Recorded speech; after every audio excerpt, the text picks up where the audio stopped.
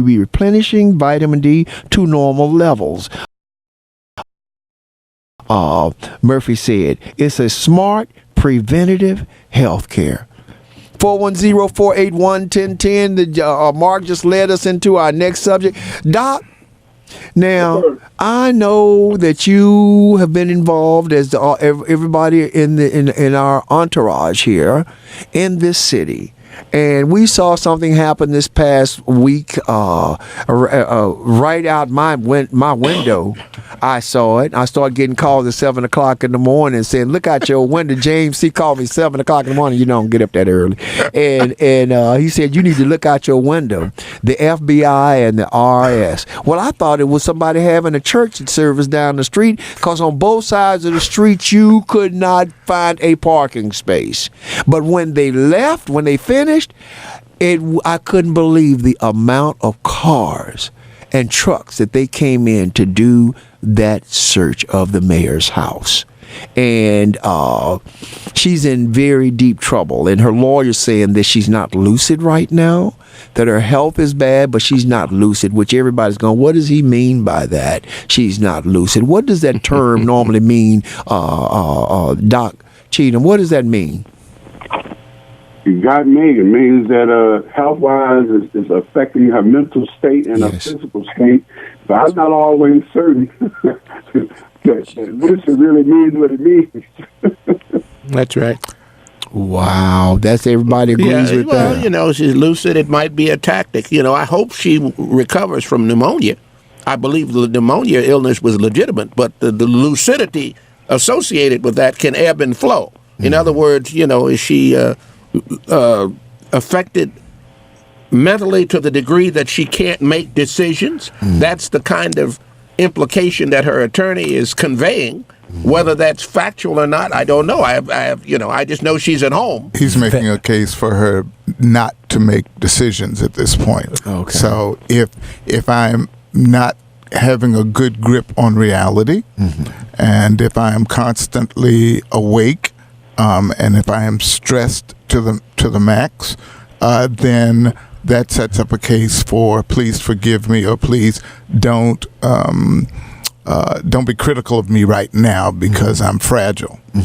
Family, y'all got to go online and look at James' face, because when y'all said that lucid, what happened? His face looked like he ain't buying it. Well, he ain't buying that. I went to diplomacy school at State Department, so I'm supposed to be able to poker face. Be poker face. It didn't work. So not at all. So much for lucidity. Yeah, right. What I want to say, I just read something that I think maybe we might at this point pray for her. Pray for her. That's all I can tell you right now.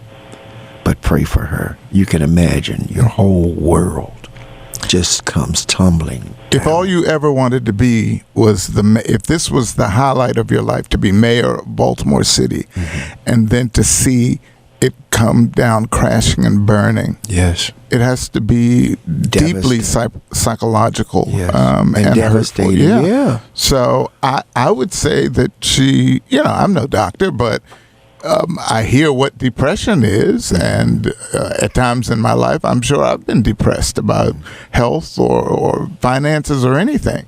So she's got health issues, she's got finance issues, she's got relationship issues. She's got people who, her friends, were her business associates, and all of them seem to be moving away from her. Board. The interests immoral were not at that. And you've got to look at these people. I heard it too early. Senator Kelly, who's a retired state senator, reportedly member of the board, ex-member of the board. He and his sons engaged or received at least $19 million or more from their relationships with the University of Maryland medical system. The CEO and president of that system resigned the next day after he received the subpoena. The subpoena requested records in the Hollywood book, which was engaged in by the University of Maryland Museum System. So I'm hoping that it's most beneficial to testify those 9 or 10 on that. If it's bigger than that's what his I want to go to trial. Because what they're going to start really who also were the all of her other business activities. Well, I said yesterday it again throughout the years until she leaves the office. We're 9 members of the board, and I want beamed all over the world. I want to see it on BBC. I want to see it everywhere. Because if you're going to hear the excuse, well, all of these people who have been involved. So it's equal. Do a purple Catherine Pugh. I want a purple walk for Sarah, for Frank. I have to bringing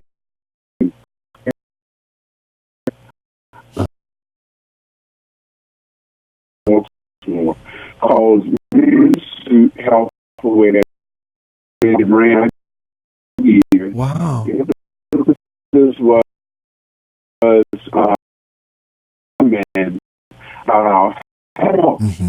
And the one thing when you discussing prostate just the man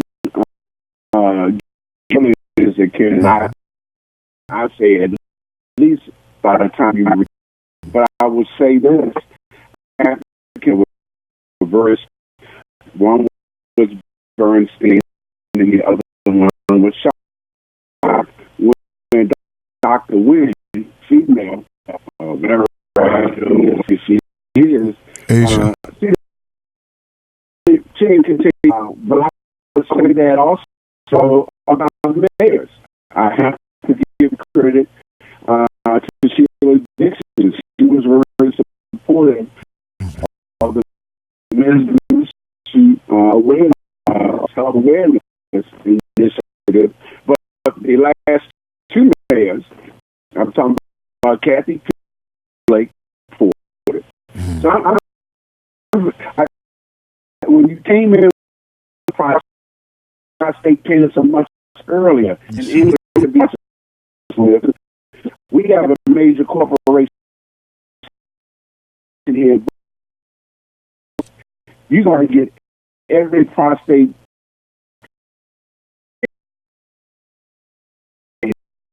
When they found out every test that they can get.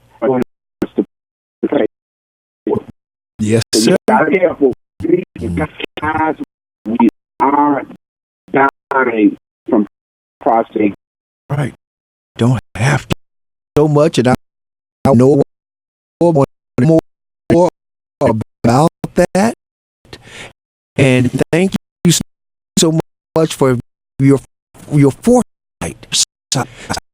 See, this is why I appreciate all of you, is because you've been on the battlefront for years, trying to preserve not only the mental and physical health of our people, but our socioeconomic concerns have been addressed by you 4 gentlemen. And I want to thank you all. I'm so excited to have you here with me. You just don't know, I consider to be one of the highest blessings God has given me, because the Bible says that a wise man seeketh counsel.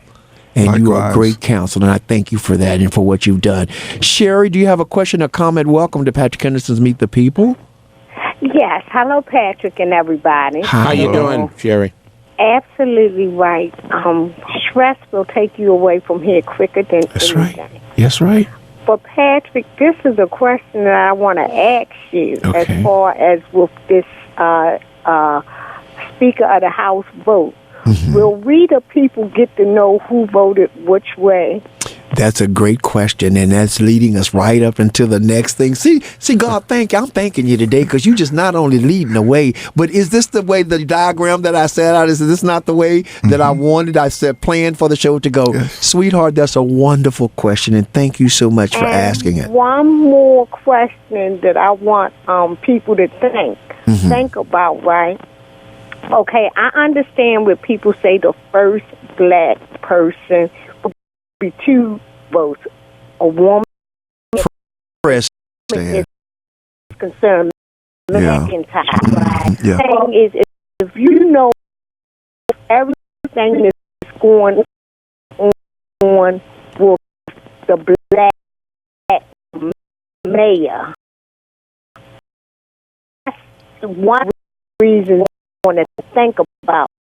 And if so, I hope they vet this guy.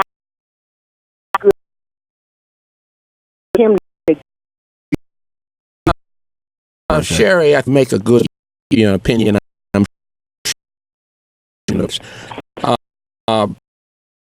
when they vote on the matter of the Speaker of the House, it's on May the 1st, on Wednesday. It will be publicly reported on. And I'm sure some of my co-anchors, Doc Cheatham and Jim Moran particularly, are going to be right on it when it comes to determining which legislative Black caucus members stayed in the loop or voted for Derek Davis vis-a-vis voting for Maggie McIntosh. Because right now, from the perspective of the legislative Black caucus, the state Black caucus, they are voting up or down for those two.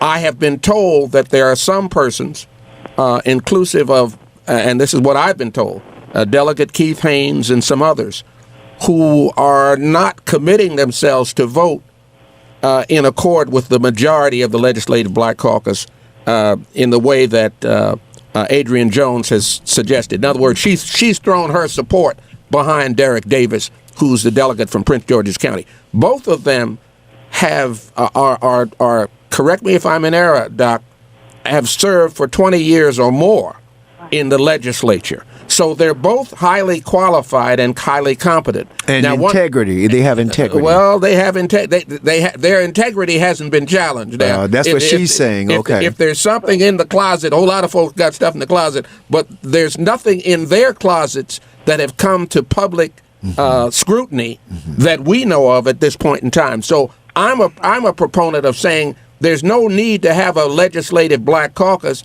if you're not going to vote Black for qualified Black people.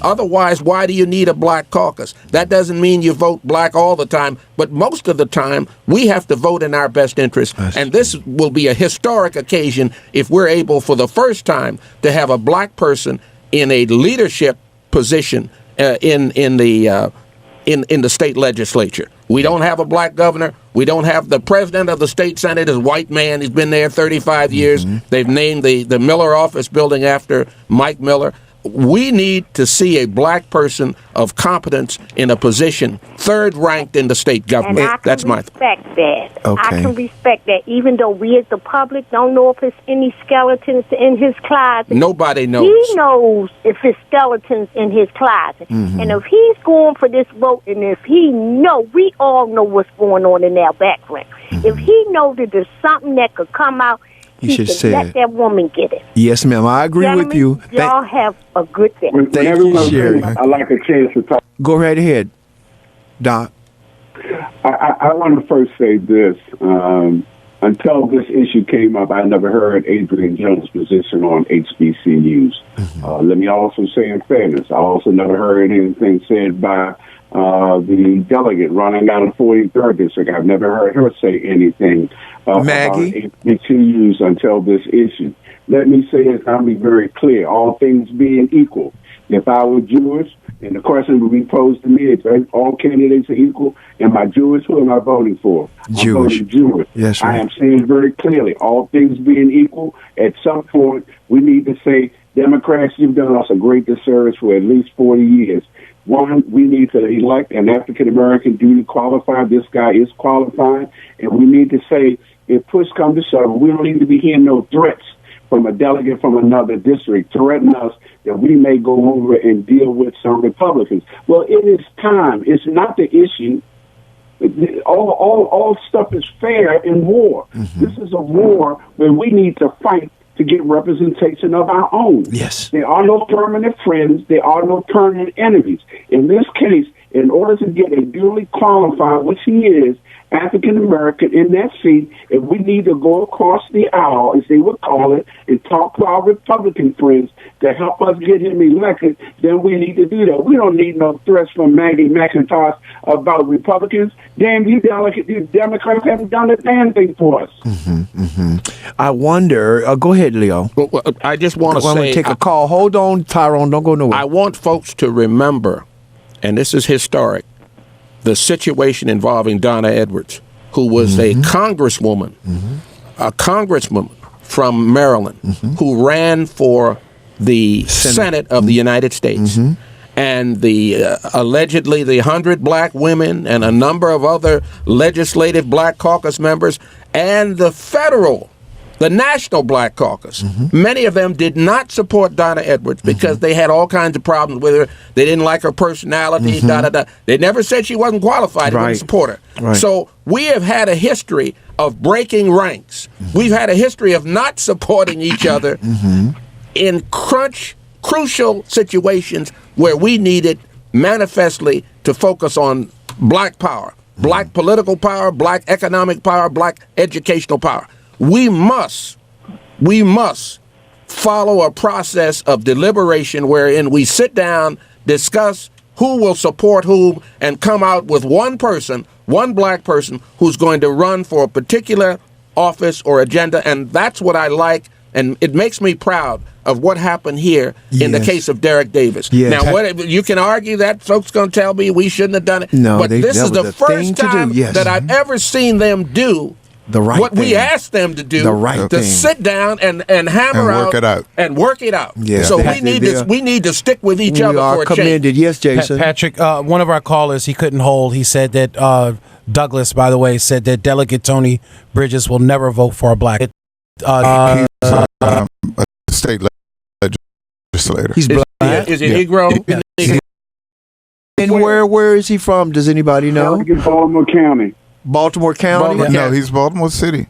What? Yeah. Tony Bridges.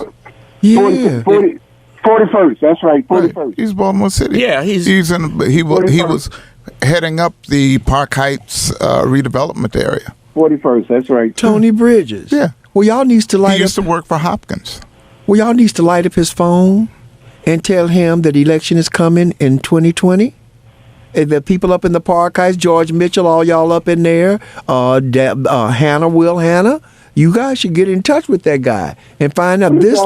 But I'm sure they said that. Did he say that? The 43rd district resigned from the Black Caucus. Yes. Who? Regina Boyce. That's what I heard. From the 43rd. I understand she's also gay as well. Regina Boyce. That was in the newspaper this morning. She. Oh, it's in the paper. Oh, I didn't know that. She retired. She resigned from the Black Caucus. Well, Doc, is Keith Haynes going to vote in line with the direction that the majority of caucus members have projected at this time? Is he on board? Because he was tap dancing on both. And try again. If you need help. I don't know where I'm getting that from, Jason. We lost Richard. Oh, we did. Okay. Okay. Go ahead.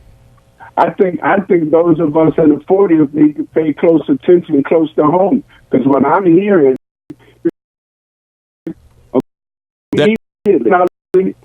And we need to throw the bombs out in ranks. I'm hearing all three.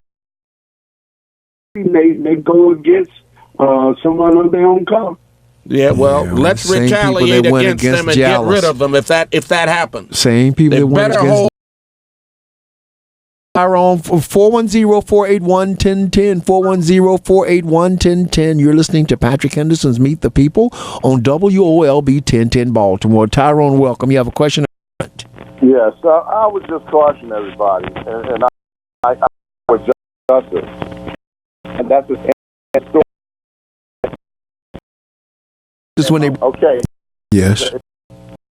He's in charge of us. That's the story. But he's useless in regards to affairs of black people in that situation. Mm-hmm. So I did note that when Maggie Tosh was on, she spoke about black issues, including the schools and the underfunding of our schools, etc.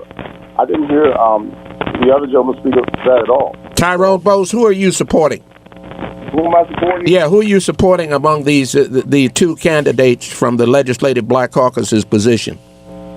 You seem to be bouncing back. Leo, that's very difficult because I did meet with Maggie McIntosh. Yeah. In regards to our programs, you already know well about. She gave us a lot of encouragement. And Mary Pat Clark and all that, Yeah. So yeah. She does have some concerns with our community that I haven't heard expressed by a lot of our black delegates. Now, if I had a choice, if they were both equally interested in schools and all of that, I would go black. But I'm not just going to vote for somebody just because they're black. That's not the issue, Tyrone. No, it's not qualification. That's not what we're saying. But thanks, Tyrone. We thank you for your thoughts always. And what the heck is he? What the heck? He gonna vote for somebody in the water. They gotta be qualified. They gotta be qualified. First of all, we know that. Exactly. They have to be qualified. And family, just to clarify some things, you're absolutely correct. He's the 41st Tony Bridges, and he's from Baltimore City. And I would encourage folks to just slam his, office and encourage him, to vote in line. 410-841. 3283 is the number to give it to his office. To give it again. It's 410-841-3283. And Bubby called back and said that he thinks that he's heard that Delegate Mosby may be voting for Maggie as well. Delegate which Mosby? Nick Mosby? Yes. He better not. Who's surprised by that? Yeah, I was surprised when you said Tony Bridges because Tony, in my experience, has been very reasonable, and actually, he abstained from voting on some issues related to Johns Hopkins, which I was very surprised Impressed about. Well, for disclaimer's sake, again, these are the callers that are giving us this information, Bridget, or from. Great. So they can call in. Yeah. Nick Mosby. They're listening to us. I'm sure they ain't not going to call in. Uncle Fred, how are you today? You have a question or comment? Oh, I just wanted to say I love to hear all this juice y'all got going on about this election. Praise the Lord. I was wondering where you guys were when we could have named the first black United States senator. We could have made Michael Steele the first black senator from the United States. Michael Steele. Michael Steele. He couldn't even get to. He was the lieutenant governor. He couldn't even get the minimum wage raise. Wait a minute, Pat. Yes. Leo. You supported Donna Edwards, didn't you? Leo. Leo's Go ahead. listening. Who's responsible for all that? Governor Ehrlich. And who else? I don't know who else. Come on quickly. Is Doc still there? Yeah, he's still here. Hey, Doc, wasn't it Michael Steele that brought that attention up there? We would have to say Ehrlich, Dwight Pettis, and Michael Steele. They brought the that's all I want to say. Michael Steele and Bob Ehrlich brought that work up to Coppins. And they're Michael Steele paid hobos to come down from Philadelphia, chartered buses to suppress the black vote in Baltimore City. Who did that? Michael Steele. Michael Steele. Well, Ben Cotton brought a hobo from Chicago to come and talk to me and tell black people don't vote for Michael Steele. Uncle Ben Cosby. He bought Obama from Chicago. I am not in favor of any black person that suppresses the black vote or tries to situation. No, I can't believe you let this man not under the need for the rise in the wage. He said, I tried. I said, you didn't try hard. You didn't try? But, no, I'm listening. Go ahead, Fred. As I said, Which role of the United States? Woulda, shoulda, coulda. What's next, Fred? What's next? Yes. What do you want to say? He's a Donna Edwards supporter. Who's the Donna Edwards supporter? You are. No, I'm not. I thought you were. No, I was not. I thought you were carrying her flag. What else do you want to say? Black vote. Full stop. Richard, where do you live at? Richard, go ahead. What were you saying? Richard, what were you saying? The Democratic Party been suppressing the black vote in Maryland for the last 50 years. Where do you live? What?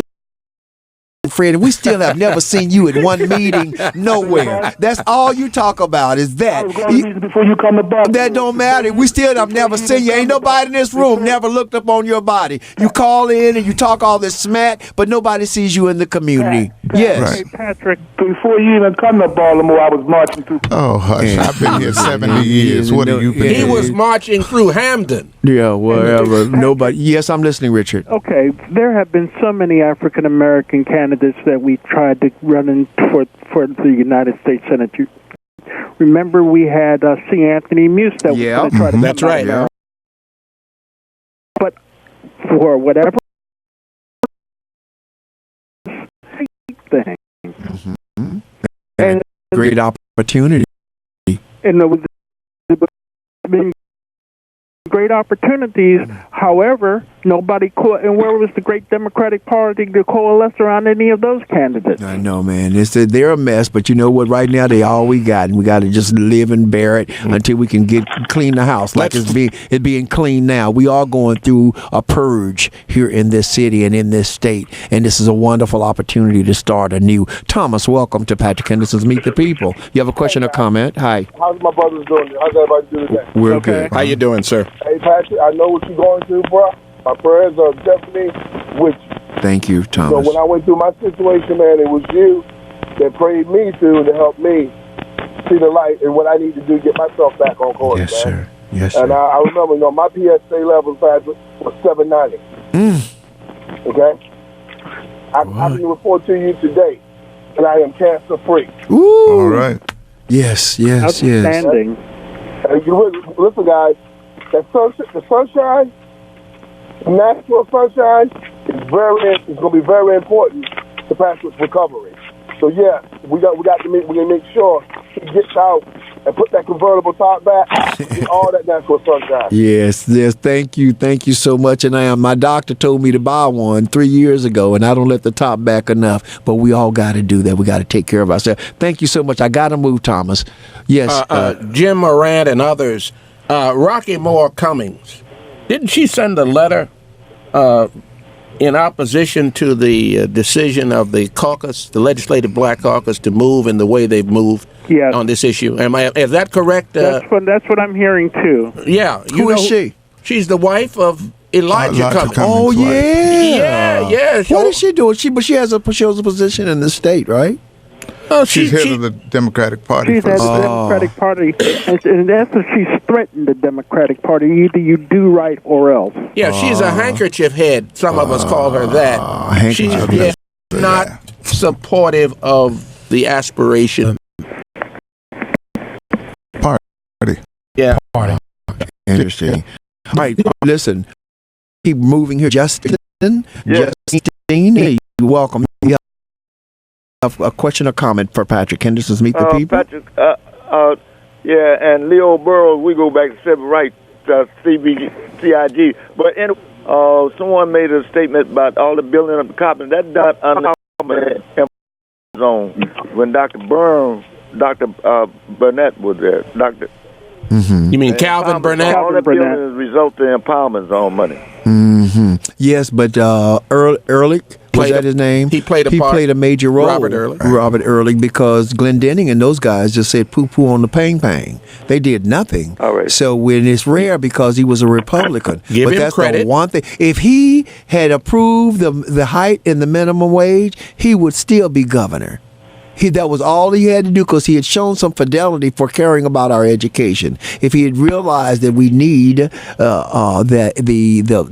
higher living to live better lives, and prove that, we would have been a 2-term governor, I believe. You think we can get Mrs. Cummings on the show? Get who? Elijah Cummings' wife. You think we can get her on the show? I don't know, but Jason, have them speak where they stand, because I don't know where they stand. They seem to be standing for the divide and conquer strategies of the white power structure. That's what it appears. The problem is everyone's scared to come into the lion's den. So they don't. Either you come in here and you be a gazelle, or you leave out as a lion. So that's the problem. No, I like that. Yeah, well, that was really good, Jason. What we do here is to expose the hypocrisy. Then they ought to be the like infidelity. Daniel. What, in the lion's den? That's right. Yeah, well. No, this is the Inquisition. You've forgotten. Yeah, well, but it's all for the good of the people. Nothing is ever personal here. And that's what we want to make sure that people know. If you can't stand the heat, then don't come into the kitchen. But if you want to come and argue your position, we would love to have you here. And we ain't gonna beat you up. We ain't gonna do nothing to you. We ain't gonna, make you disappear. Nobody ever see you again. We ain't gonna bite you. We ain't gonna do none of that. But we would love to know. And Leon Pinkett, you are one of my dear cohorts who helped us tremendously with the Dolefield Plaza. And I know you to be a hard worker for your community. The people are saying that you are saying people infested with crime. But that the people that live there should be living in rat infestations and mold, simply because the people in charge of housing are not doing their job. That's our concern. That's the police department should be on the thing about the drug addicts and stuff. But how about taking care of our people, of our children, mold in houses? How about that? I need you to come and speak to that. And we're going to get in touch with you and have you on, because I do respect you, sir, because I know you have done good things in the community. But right now, your name is on the stick, and you need to come in and speak up for yourself. All right. Well, we got 9 more minutes, and I see a call coming in, and Jason is out. He's doing 2 studios at the same time. So, caller, just keep letting the phone ring. If you can hear me, keep letting it ring, and he'll be back in there in a second. I wanted to talk about the president. Which president? Call him man, baby. Man, baby, yes. He's a racist, a con man, and a cheat. But let's come the biggest thing in the world. Fake news. Donald the actor Trump. Well, let's talk about it. He's refusing to let his staff testify to the House of Representatives. Barr, his attorney general, is now saying haven't decided whether he's going to go testify. Do y'all remember the guy from the Watergate hearing, Sam Irvin? Yes. Yeah. What did Sam Irvin say?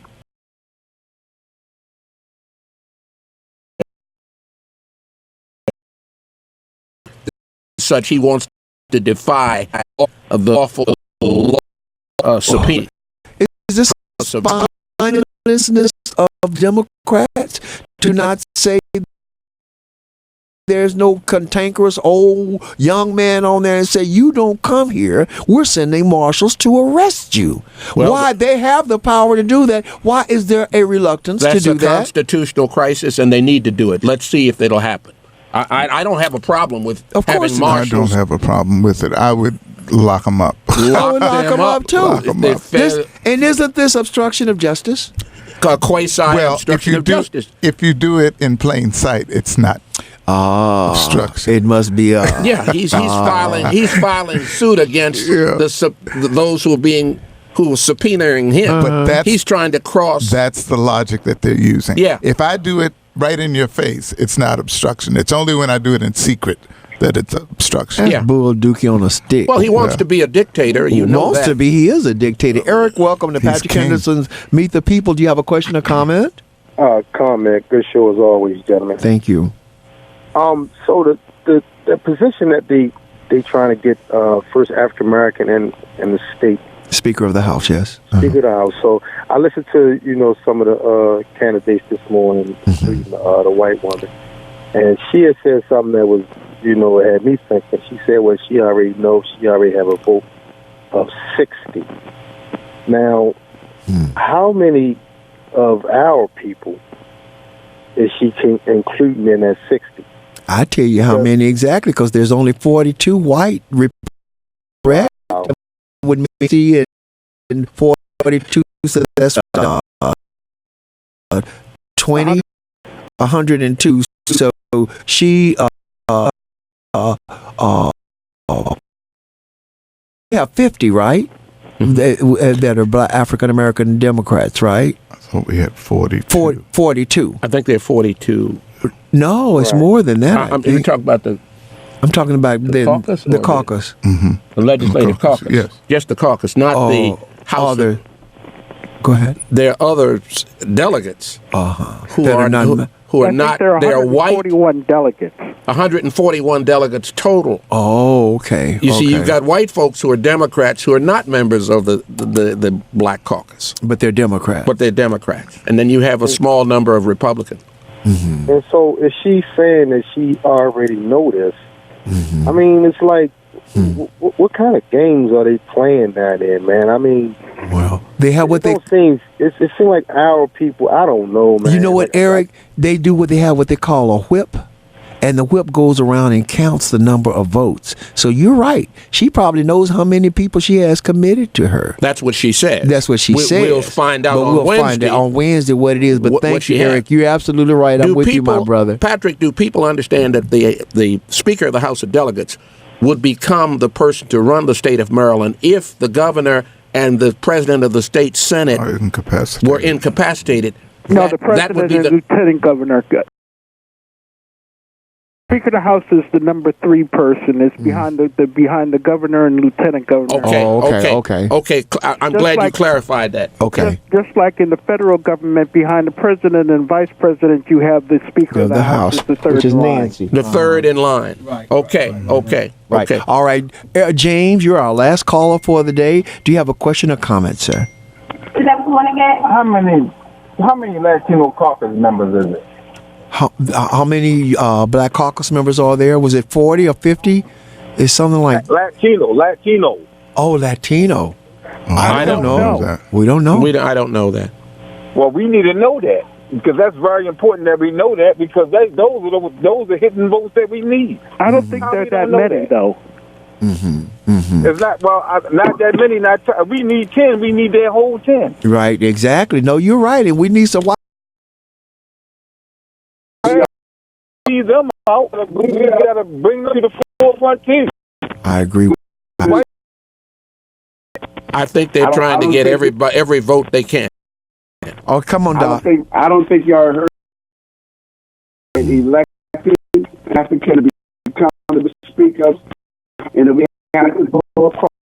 I'm on the panel here, but I'm sorry I had to shoot it where I had to shoot it. We don't have to guarantee we only get Democratic votes. Right. I agree. We have to get other votes.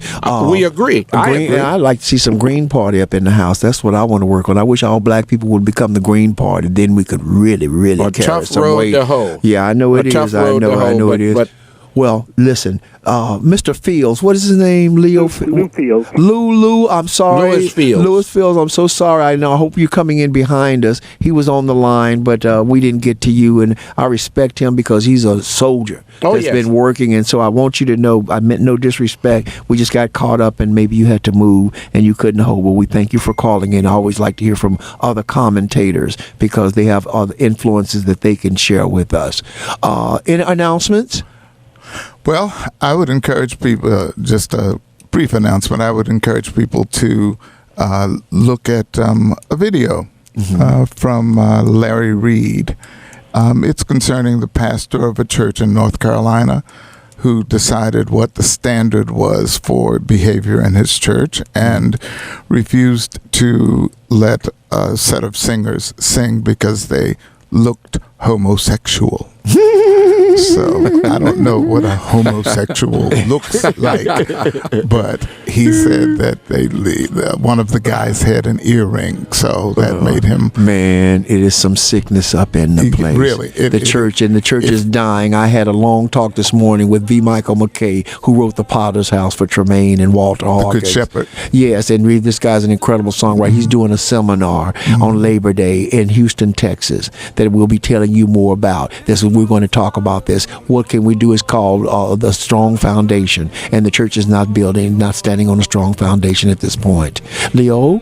The third Monday in May the 20th, 7 p.m., the Roots of Scouting has its general community meeting, serving the needs of our children, families, and community. We invite you to come out to 3301 Windsor Avenue at Hilton Street, St. Cecilia Church on that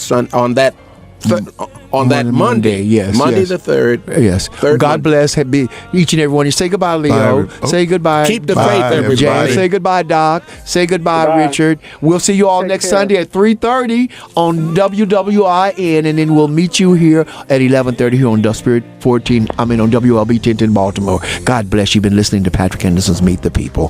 Have a wonderful day and week. Bye-bye. All right.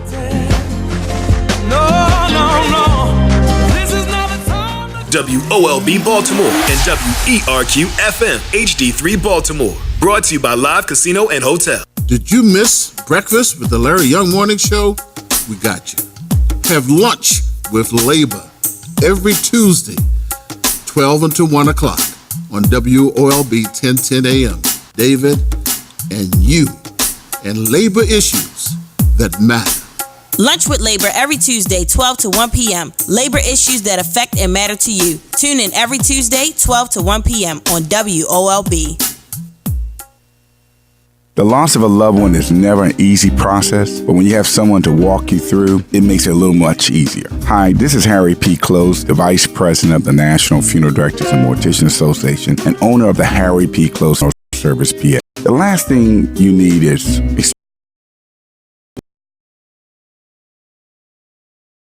327-100. That is 410-377-3100. Harry P. Close Funerals, where